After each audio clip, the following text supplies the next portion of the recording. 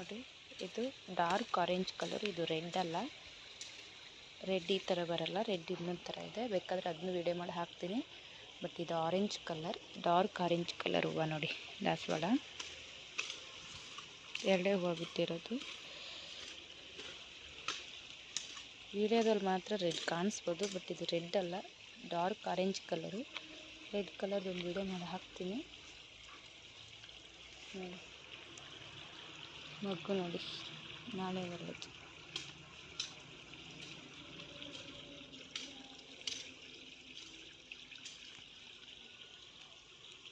ಎರಡೇ ಹೂವು ಬಿಟ್ಟಿದೆ.